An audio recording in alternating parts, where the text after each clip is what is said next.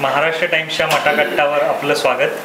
विधानसभा निवडणुकीच्या अनुषंगाने ठाणे जिल्ह्यात मुंबई शहरामध्ये जे मतदार आपलं उमेदवार निवडणुका लढवत आहेत त्या सर्वांना त्यांची भूमिका मांडण्यासाठी मटाकट्टा हे व्यासपीठ आम्ही तयार केलं आहे आणि तुमच्या प्रचाराच्या धामधुमीतून तुम्ही वेळ काढून मटाकट्टावर आलात त्याबद्दल तुमचं स्वागत.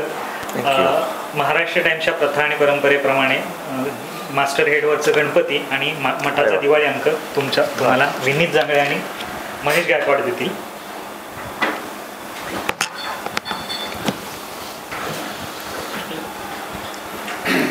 थँक्यू. खूप सुंदर.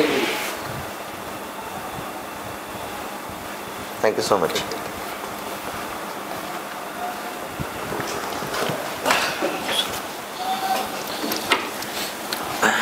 विधानसभा निवडणूक लढवत असताना म्हणजे उमेदवारी जाहीर झाल्यानंतर आणि त्याच्या आधीपासून तुमची या निवडणुकीकडे बघण्याचा तुमचा दृष्टिकोन काय होता आणि कशा पद्धतीने तुम्ही या निवडणुकीला सामोरे जात आहे? निवडणूक जाहीर होण्याच्या अगोदर गेले 3 वर्ष एक संघर्षाचा काळ होता जो आपल्या सर्वांना माहिती असेल. पण तो काळ तरी पण संघर्ष असला तरी यशस्वी ठरला. याच्यापाठचं कारण असं होतं की गुरुवर्य दिघे साहेबांच्या सानिध्यात असलेले असंख्य लोक यांचं एक पाठबळ याच्यामुळे मनोबल कधी खचलं नाही. आणि ठाणेकरांनी जो प्रतिसाद दिला, ज्या वेळेला सगळे लोक म्हणत होते की मूळ शिवसेना संपली, त्यावेळेला संपली नसून ती पुन्हा एकदा चांगल्या पद्धतीने फोफावली, चांगल्या पद्धतीने उभी राहिली आणि कार्यकर्त्यांची एक फळी उभी राहून आज आपण या निवडणुकीला सामोरं जातोय. ही जेव्हा निवडणूक जाहीर झाली आणि ज्यावेळेला मला उमेदवारी मिळाली त्यावेळेला खरोखर आनंद झाला. कारण की ही वंदनीय बाळासाहेब आणि दिघे साहेबांच्या पुण्यामुळे जो विश्वास उद्धव साहेब आणि आदित्य साहेबांनी माझ्यावरती ठेवला, आमच्या शिवसेनेच्या नेत्यांनी ठेवला, महिला आघाडीने ठेवला, म्हणून खरोखर आनंद आहे. कशा पद्धतीने तुम्ही सामोरे जाताय या निवडणुकीला? बघा, जेव्हा लोकांची साथ असते तेव्हा तुमच्यावरती कोणत्याही पद्धतीचा तो मेंटल प्रेशर येत नाही. आणि इथे ज्या पद्धतीचा म्हणजे जे कोपरी पाच पाखाडी जिकडे मला उमेदवारी दिली गेलेली आहे तिकडे जर का बघता गेल्या 15 वर्षामध्ये जो विकासाच्या नावाने फक्त खोटे स्वप्न दाखवण्याचं जे काम केलं गेलेलं आहे, मला असं वाटतं तिकडे कुठेतरी बदलाव होणं खूप गरजेचं आहे. ह्या निवडणुकीमध्ये या निवडणुकीला सामोरं जात असताना मला असं वाटतं लोकांच्या आयुष्यामध्ये जो आमूलाग्र बदल हवा होता किंवा व्हायला पाहिजे होता तो आज त्यागत झाला नाही. आणि म्हणून एक उमेदवार म्हणून माझं विजन असं आहे की उद्या लोकांनी भरभरून आशीर्वाद दिला आणि आपण जर का जिंकलो तर एक प्रचंड मोठा स्कोप या मतदारसंघामध्ये काम करायला आपल्याला मिळू शकतो.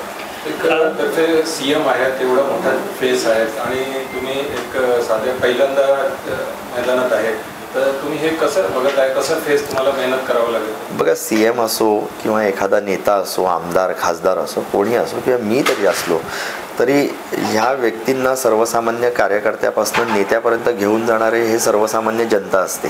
आणि म्हणून मला असं कोणतंही मोठं आव्हान वाटत नाही. मी प्रामाणिकपणे माझ्या ज्या पक्षामधनं मी ज्या पक्षामधनं येतो तिकडे आदेश चालतो आणि पक्षप्रमुख उद्धव साहेबांनी जर का हा आदेश दिला असेल, नक्कीच त्यांनी हा विचार केला असेल की मी तेवढा सक्षम आहे ह्या विधानसभामध्ये उमेदवारी घेऊन हे लढण्याकरता.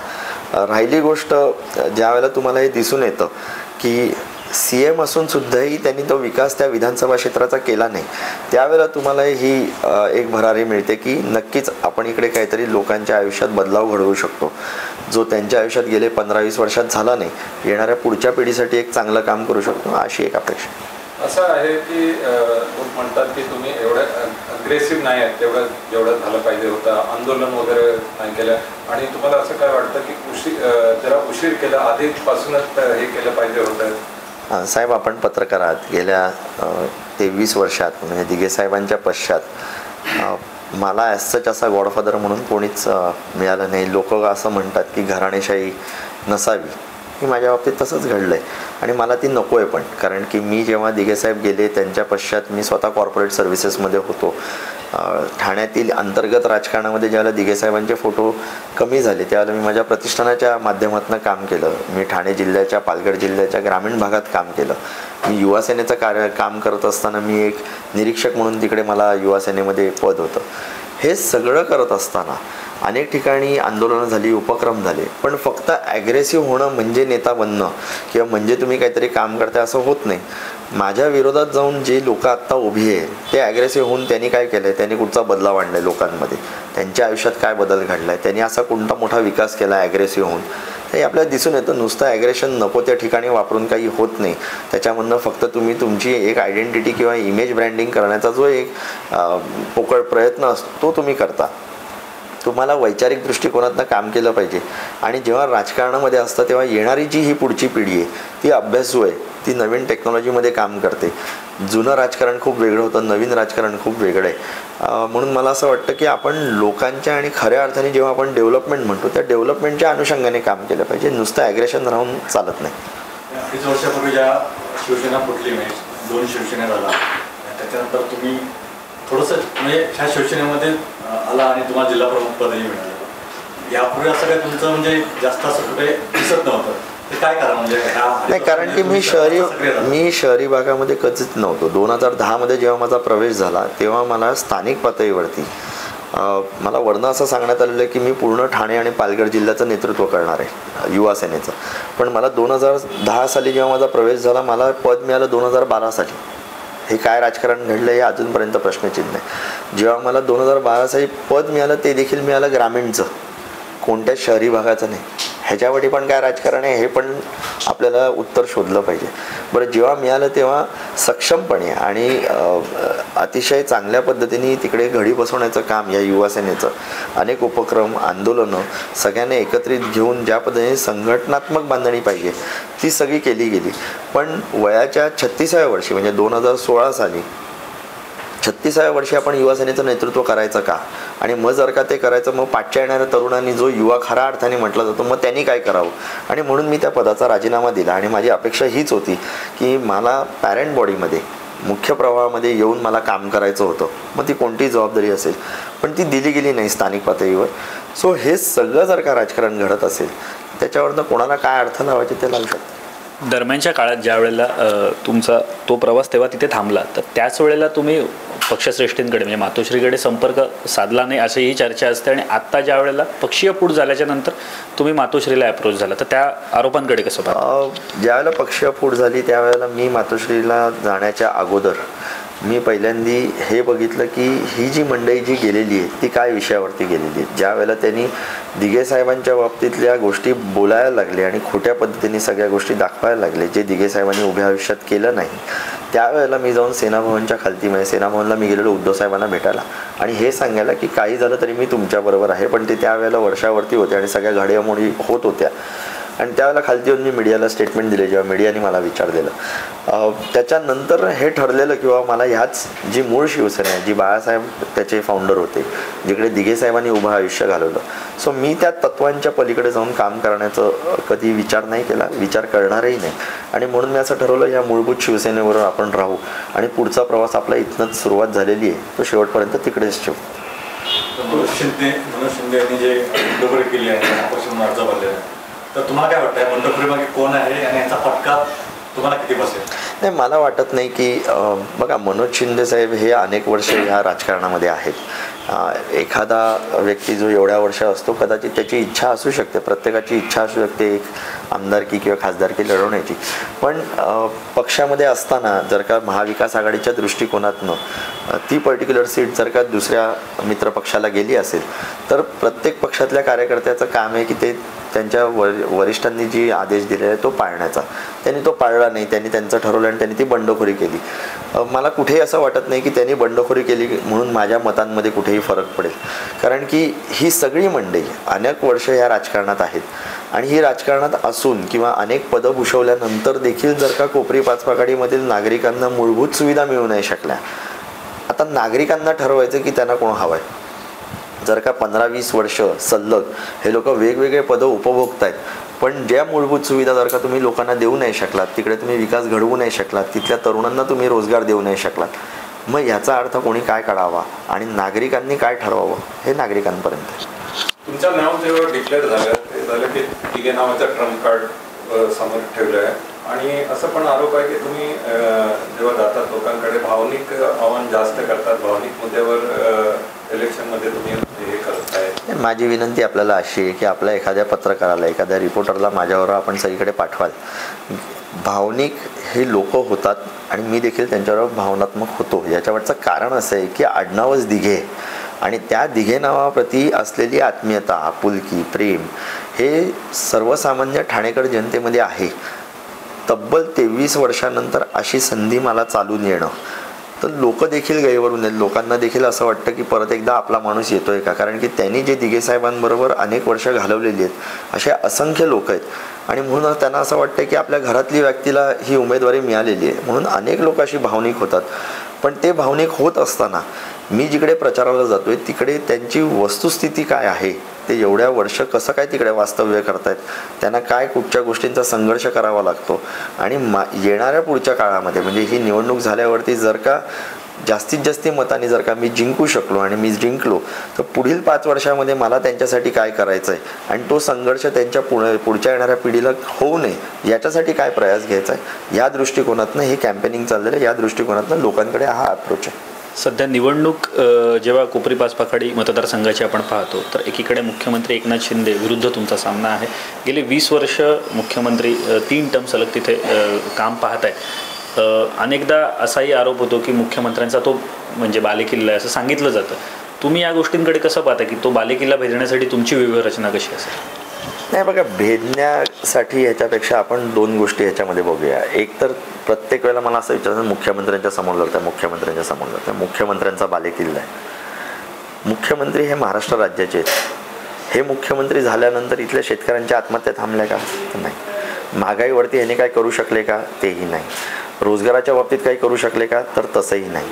महिलांना तुम्ही 3,000 रुपये आत्ता लाडकी बहीण म्हणून 1,500 रुपये काय ते तुम्ही देताय आणि आत्ताच्या भाषणामध्ये तुम्ही सांगताय की आम्हाला तुम्ही जिंकून द्या म्हणजे ही योजना पुढे नेता येईल. याचा अर्थ तुम्ही स्ट्रेट अवे ब्लॅकमेल करताय की तुम्ही आम्हाला जिंकून नाही दिलं तर ही योजना, असंख्य अशा योजना आहेत केंद्रशासित ज्या होत्या, ज्या सरकार येऊ किंवा न येऊ त्या तरी पण ह्या चालू राहिलेल्या आहेत. ह्याच्या पलीकडे जाऊन जे मुख्यमंत्री या महाराष्ट्रावर आहेत तिकडे तुम्ही बहिणींना साधं सुरक्षता नाही देऊ शकलात, तुम्ही रोजगार नाही देऊ शकलात, तुम्ही इथले व्यवसाय इथनं बाहेर जाताना तुम्ही काय करू शकलात नाही, एवढे तुम्ही हतबल झालात.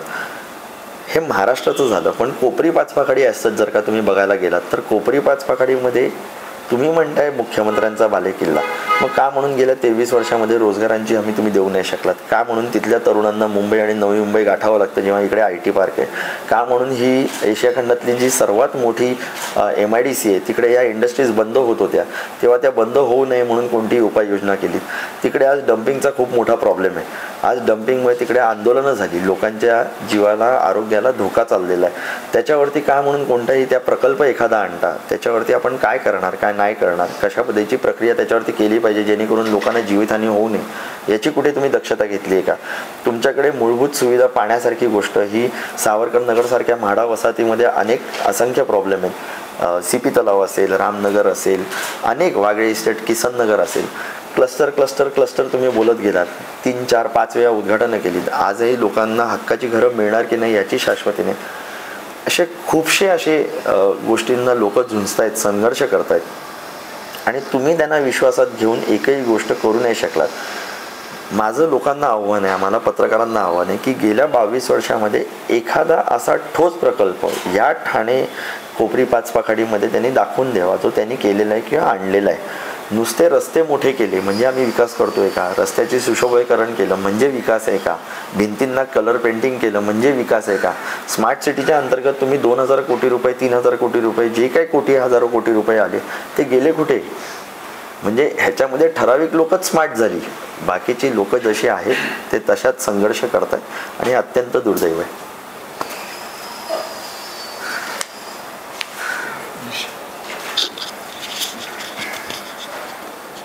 राजकीय आत्ता जी काही परिस्थिती आहे महाराष्ट्रातली आणि आपल्या आजूबाजूची पूर्ण जिल्ह्यातलीही अनेक ठिकाणी थेट शिवसेना विरुद्ध शिवसेना असा सामना आपल्याला पाहायला मिळतो.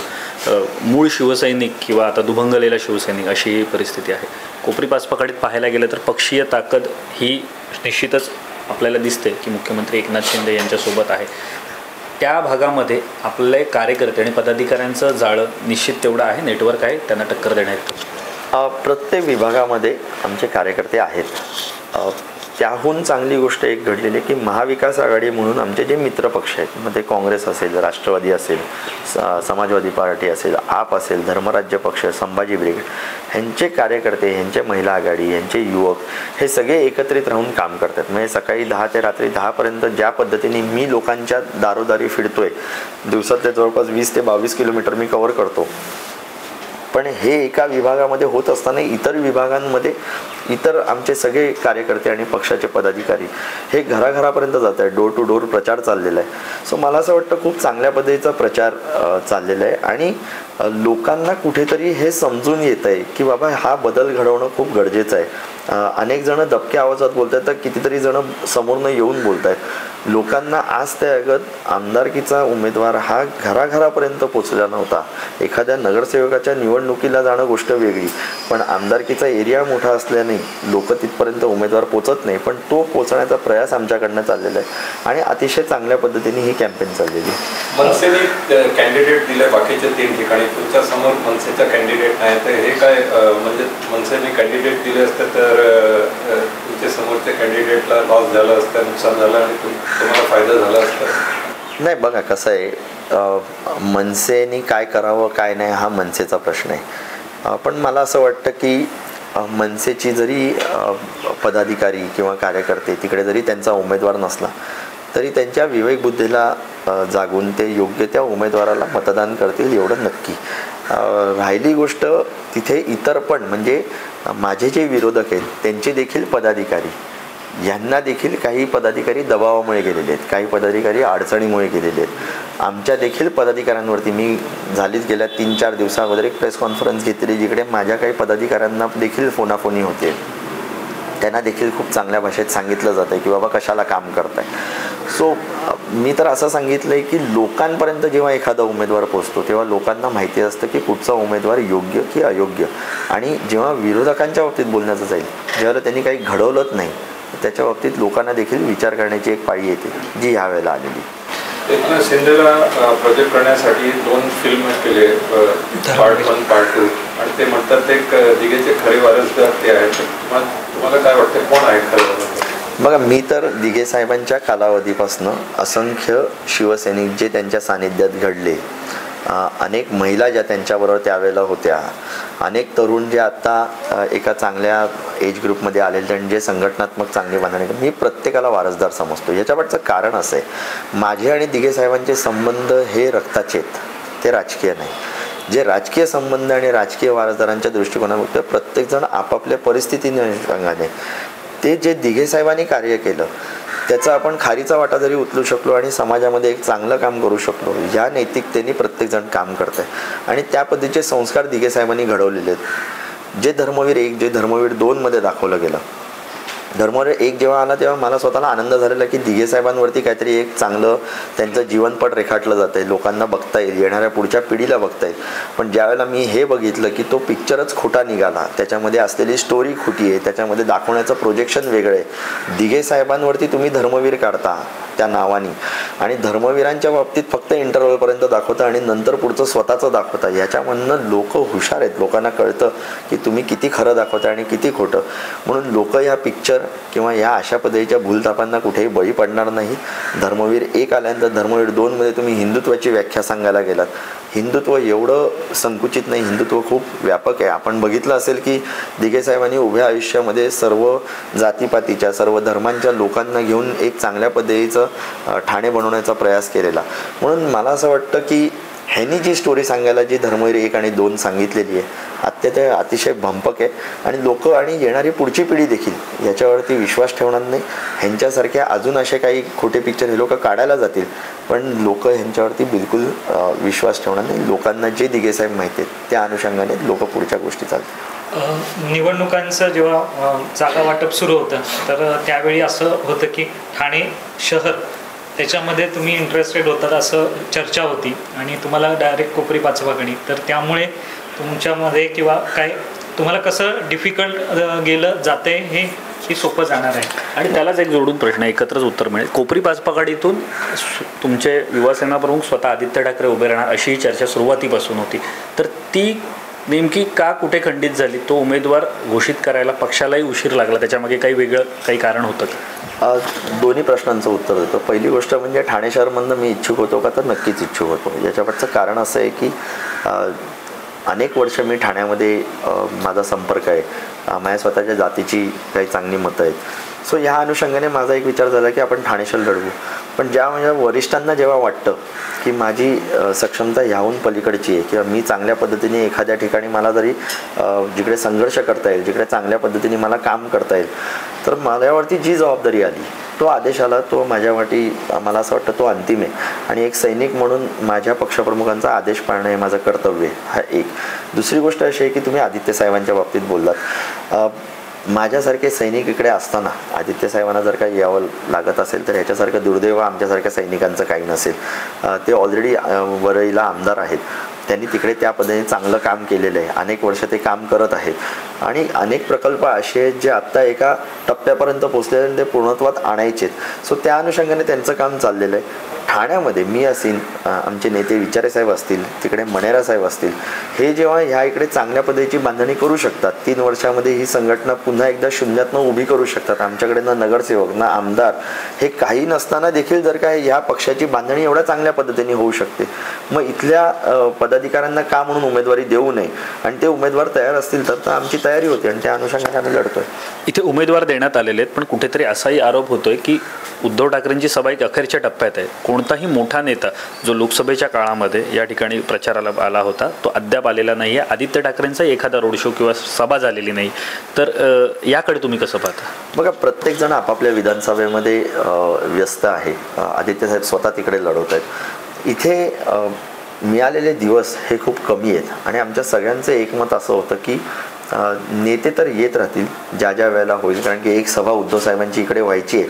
पण जे चौक सभा असतात किंवा ज्या स्टार प्रचारक सभा असतात त्या कारणापेक्षा आपण लोकांकडे पोहोचणं खूप गरजेचं आहे. कारण की लोक आतुरतेने एक परिवर्तन बघतायत आणि मग ते जर का बघत असतील तर आपल्याला लोकांच्या भूमिकेमधून बघावं लागेल की लोकांची विकासाची व्याख्या काय, लोक ज्या संघर्षामधून जात आहेत तो कुठच्या व्यवस्थेवरती संघर्ष करत आहेत. आणि हे जाणून घेण्यासाठी मी स्वतः असेल, म्हणजे मी ज्या पद्धतीने धावतोय किंवा लोकांपर्यंत पोहोचतोय, याच्याकडचं कारणच हे होतं की सभा लागली तर सगळेजण त्याच्यामध्ये व्यस्त होऊ, ह्याच्यापेक्षा आपण ठाणेकरांपर्यंत पोचलं पाहिजे. आणि माझ्या बाबतीत जर का बोलायचं झालं, ज्या दिघे साहेबांनी उभं आयुष्य जनतेमध्ये काढलं त्या जनतेशी जर का मी संवाद साधू शकलो नाही तर मला असं वाटतं ते चुकीचं राहील. आणि म्हणून आम्ही लोकांपर्यंत पोचणं जास्ती योग्य ठरवतो. जर तुम्ही निवडून आले, आमदार झाले, तर तुमचं पहिलं काम काय असेल? मी जर का निवडून आलो तर पहिली गोष्ट म्हणजे ह्या कोपरी पाचपाखाडीमध्ये ज्या मूलभूत सुविधा देणं आहे ते होणं अत्यंत गरजेचं आहे. जे विकासाचे प्रकल्प राहिले आहेत, म्हणजे SRA रिडेव्हलपमेंट किंवा क्लस्टरसारखी जी योजना जिकडे लोकांना विश्वासात नाही घेतला आणि अनेक वर्ष ज्या गोष्टी थांबलेल्या आहेत त्याला कुठेतरी चालना देणं खूप गरजेचं आहे. लोकांचं पुनर्वसन होणं गरजेचं आहे. महानगरपालिकेच्या शाळा, अनेक ठिकाणी शाळा बंद पडल्यात आणि ज्या शाळा अस्तित्वात आहेत त्या खूप घाणेरड्या अवस्थेत आहेत, ते कुठेतरी चांगलं करणं, कारण की तरुणांना किंवा ह्या बालकांना एक चांगलं वातावरण अभ्यासाचं मिळणं खूप गरजेचं आहे. इकडे साध्या शाळा सोडल्या तर इतर कोणत्याही अकॅडमिकली जर का तुम्ही विचार केला तर तशा पद्धतीची कुठची इन्स्टिट्यूट चांगल्या पद्धतीचे नाही किंवा कुठच्याही अशा पद्धतीचं कॉलेज नाही. स्पोर्ट्ससारखी गोष्ट असेल तर तिकडे ग्राउंड रिझर्वेशन्स आहेत का, तशा पद्धतीचं स्टेडियम कुठचं झालेलं आहे का, अशी ही गोष्ट कुठेही झालेली नाही. नाल्यांच्या बाबतीत जर का ड्रेनेजच्या बाबतीत बोलण्याचं झालं तर तशीही कोणती व्यवस्था नाही, फक्त बिल्स काढले गेलेले. महानगरपालिकेमध्ये खऱ्या अर्थाने जो दिघे साहेबांनी सांगितलेलं की 41% भ्रष्टाचार चालतो, हे आपल्याला तिकडे गेल्यावरती समजतं की 41 नाही तर त्याहून अधिक टक्क्याचा भ्रष्टाचार तिकडे चालतोय. याच्या पलीकडे जाऊन आरोग्य व्यवस्था, एवढी मोठी लोकसंख्या असताना जर का आपण मल्टी स्पेशालिटी हॉस्पिटल तिकडे देऊ नाही शकलो, हा एक मोठा प्रश्न आहे. म्हणून असे असंख्य प्रश्न आहेत जे सोडवण्याचं काम माझ्या हातून घडेल. मुख्यमंत्र्यांचा मतदारसंघ जेव्हा पाहतो आपण किंवा एकंदर ठाणे शहर, ठाणे जिल्हा, गेल्या काही वर्षात आपण पाहतोय कायदा सुव्यवस्थेचा प्रश्न फार मोठ्या प्रमाणात निर्माण झाला. अनेक गोष्टी, अनेक बाबी तुमच्याबद्दलही घडल्या. त्यामध्ये श्रीनगर पोलीस ठाण्याचं प्रकरण असेल, बाकी गोळीबाराची प्रकरणं पोलीस ठाण्यात झाली. ही जी सगळी काही कायदा सुव्यवस्थेची परिस्थिती आहे त्याकडे तुम्ही कसं पाहता? हे महाराष्ट्राची शोकांतिका आहे. तुम्ही विचार करा, अधिकारी वर्ग जेवढे कष्ट घेऊन एखादा अधिकारी IAS IPS जी लॉबी आहे ती एवढी हतबल मी कधीच बघितली नाही. अनेक प्रसंग असे जेव्हा पुरावे दिले गेले, पण पुरावे देऊन सुद्धा हे जे पुरावे देतात त्यांच्यावरतीच केसेस झाल्या आणि मग हे कोणाच्या सांगण्यावरनं झाल्या, कोणाचा हा दाबदबाव होता का, म्हणून एखादा अधिकारी त्या व्यवस्थेवरती असताना, त्या पोझिशनवरती असताना तो त्याचे अधिकार वापरू नाही शकत. आणि मग तो जर का वापरू नाही शकत तर डाऊन द लाईन जेवढी त्यांची फोर्स आहे ती कशा पद्धतीने वागेल किंवा त्यांनी कशा पद्धतीने काम करावं.